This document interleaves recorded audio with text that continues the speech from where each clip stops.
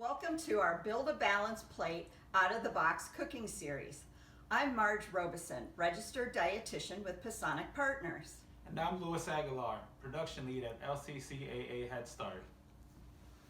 And I am behind the camera. I am Melinda Gray, food service manager for LCCAA Head Start.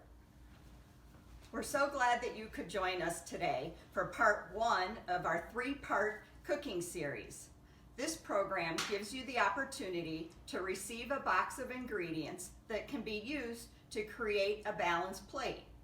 You can participate in one or all three of the parts of the series. If you do all three parts, you'll have all the recipes to build a balanced, complete meal. Hey Marge, you talk about a balanced plate. What does that actually mean? Well, a balanced plate, when we talk about a balanced plate, we're referring to a plate that includes foods from all the different food groups. Your proteins or meats, your grains, fruits, vegetables, and milk. The USDA uses this My Plate as a guidance for the components or the food groups that make up a healthy plate when we plan meals. When we plan meals, we should aim for a variety of foods from all different food groups. So if you want your plate to contain foods served from all food groups, not just one or two food groups. Today's recipe, we're making a salsa.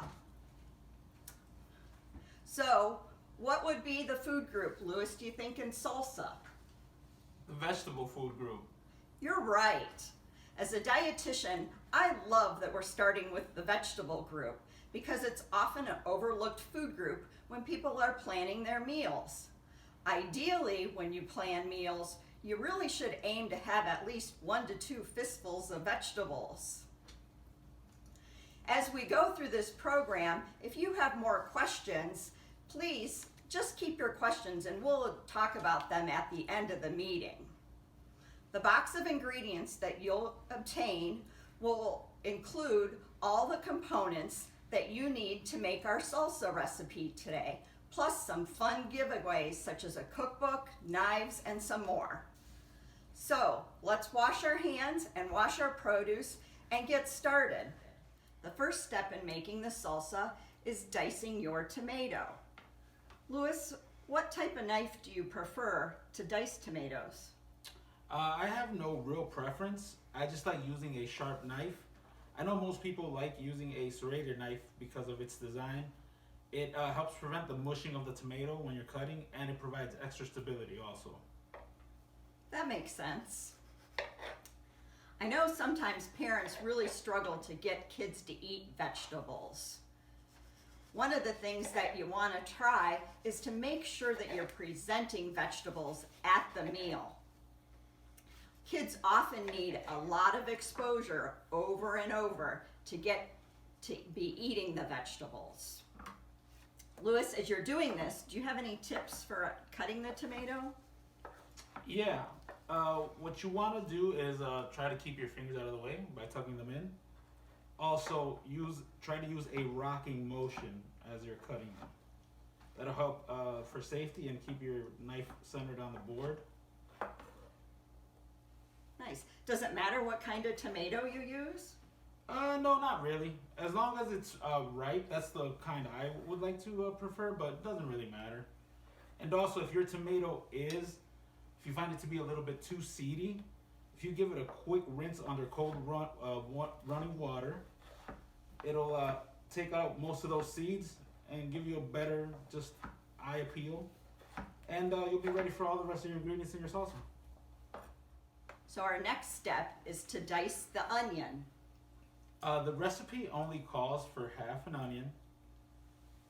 So we're gonna go ahead and take half. Now a tip for dicing the onion is always leave the root side on once you cut it in half. This will help you keep everything centered. What you want to do is peel all the skin off the top layer. And you gotta give me a second because this onion's fighting me. And again, does it matter what knife you use? For this, you do want a sharp knife. you definitely want a sharp knife like anything else. And you could use serrated, doesn't really matter. But what you do want to do is you want to give it about 2 to 3 cuts lengthwise here.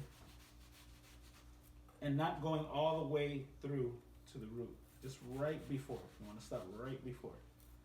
Keep your fingers tucked in on this one. Once you do that, you want to give it some cuts from top to bottom. Again, almost reaching that root, but not really.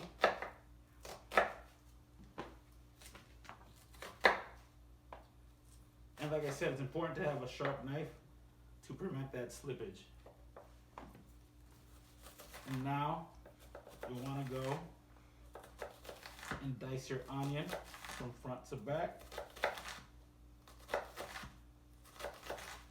And with all these cuts, you should have your diced. Nice. Well, you have a nice fine dice there. Thank you, thank you. So, as Lewis is preparing the onion, as I was saying, trying to get kids to eat vegetables definitely can be a challenge, but you really want to make sure that you have vegetables presented on the plate. As a parent, you want to model eating vegetables. Children often need a lot of exposure to the vegetable without pressure. You don't want to coerce, barter for children to eat their vegetables on the plate. Just present. In fact, my motto is always present, present, present. Sometimes it even helps to pair a new food with a preferred food. So in the example of the salsa, we know kids often like tortilla chips. So you may at first try the salsa with the tortilla chip dipped into it. Then as children get used to that tomato flavor, the tomato and tomato flavors can be used with other applications. Next, we're going to move on to chopping the garlic, the cilantro, preparing the lime juice, and dicing the jalapeno. Now, this is one of my favorite foods to prepare, just because it's fun, and I'll show you why. So what you want to do with your garlic is your bulb is just kind of give it a couple whacks like that. And for this recipe, we're going to use 2 of the cloves. So I'll just grab 2 of the bigger teeth here. Put these to the side. And what you want to do is take the side of your knife, place it right there, sharp side out, and just give it another quick whack. Give it another quick whack. That'll just take all your skin off. And then the garlic just pops right out of this skin. Exactly. Great tip. Then you just want to mince it. You just want to give it a fine chop. You're just going to go at it like that. Again, moving your fingers out of the way. And once you have it to that small of a cut, you can just rock your knife back and forth until it goes smaller and smaller. So as Lewis is dicing the garlic and moving on to the cilantro, what I love about salsa is there's no really measurements that you have to follow. If you like your salsa a little bit more garlicky, you can add more garlic. If you're not a fan of cilantro, you can cut back on the cilantro. So it's really flexible. And when we talk about making a homemade salsa, when you go to the grocery store and buy salsa, the prices can really vary. I've seen salsa from about $1.80 a jar, all the way up to salsas that might be $5 or $6 a jar. So depending when you buy your ingredients for the salsa, it could be more or less expensive than what you might buy in the grocery store. But I would say the flavor of fresh salsa is really what makes it fabulous. So now you're gonna move on, Lewis, to the cilantro. Yes. Cilantro is another fun food. If you want to buy a bunch like this at the store, what you want to do is it usually comes pre-packed like this. Grab it by the stems. Just give it a quick twist. Your stems will be here. Your leaves will be here. Just like the garlic, give it a quick whack. Just cut it down, down, down. And it doesn't even matter if some of those little stems are in there, does it? No, it doesn't. And if they do bother you, I mean, once you cut them down, they're visibly able to pull them out. So. And that vibrant green color of the cilantro and the red tomato, the onion, is what I think makes salsa a really colorful vegetable to have on the plate. So again, when you're thinking about building a plate, one of the other guidance is to not just have vegetables on the plate, but really look for color. You want your plates to have a variety of colors on them. Yes, Marge, and just like the garlic, this is a preference, so you can add as little or as much as you want for flavor. I like cilantro. What about you, Louis? I love it. Great. Starting to build more and more color in there. I know next he's going to move on to the jalapeno.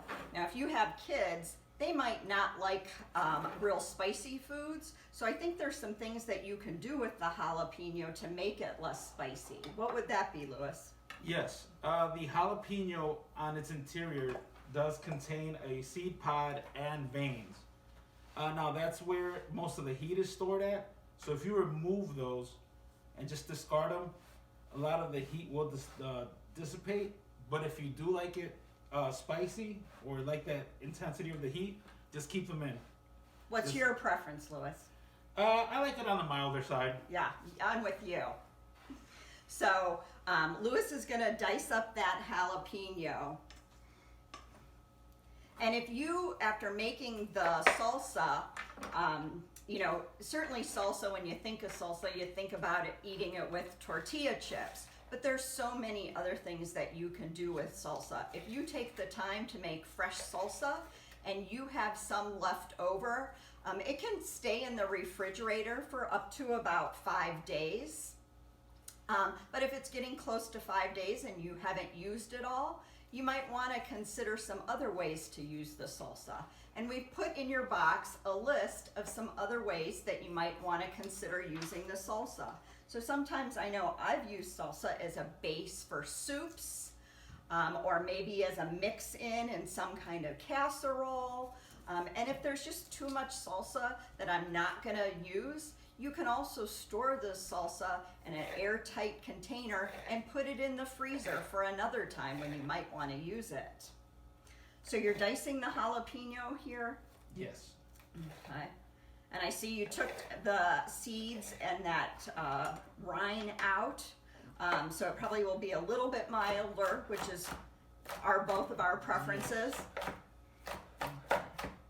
And one thing to remember when preparing jalapeno is that residue, once you cut it, will go all over the surface and even your hands. So you want to avoid touching your eyes, your face, you know, anything that you do not want to irritate. And wash your hands thoroughly and your work surface once you're finished. And we're just going to add this in there. Great, so he's adding in the jalapeno. And then I think our last step is to add in the lime juice. Yes. Okay. So, you know, when you make salsa, there's many other ways that you can modify the salsa or add other mix-ins in the salsa. One of my personal favorites is I love a salsa that has a little bit of fruit in it. So also in your box, you'll be getting a can of some fruit, and you might want to choose to use something like tomato, pineapple or mango. What other fruit goes well in salsa? Some people might even like papaya. Papaya is great in there, so that's an option. We also have added some beans. So beans are another great mix-in to put in salsa. Any kind of canned beans, black beans, kidney beans, pinto beans. So that can even add more volume, bulk to the salsa, and add great variety. So I smell the lime. You're juicing that, and I think you're just holding your hands to catch any seeds. Yes, yes. And also another tip is that right before, what you'll want to do is roll the lime a little bit, and that'll loosen a lot of the juice that's inside. So all you want to do is just give it a quick roll. That'll also help you get the most juice out of it. Okay. Great. Well, this is looking beautiful. And I think we just have probably going to add a little bit of salt and pepper to your liking. So if you don't want to add a lot of salt, or maybe if you're adding beans that are a little bit salty, you don't need to add any additional salt.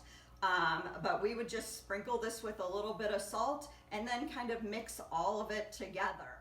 So the salsa's done and looks delicious. We're happy that you were able to join us, and we're happy to answer any questions that you might have at the end of this presentation, or even learn about some of the tips you might offer us. We hope you'll join us for part 2 of this series, where we'll be making a Mexican frittata, which is the protein part of that balanced plate. A sneak peek to part 3 of the series, where we'll be making a cilantro lime quinoa for the grain component of the plate. At the end of this 3-part series, you'll have a delicious balanced plate.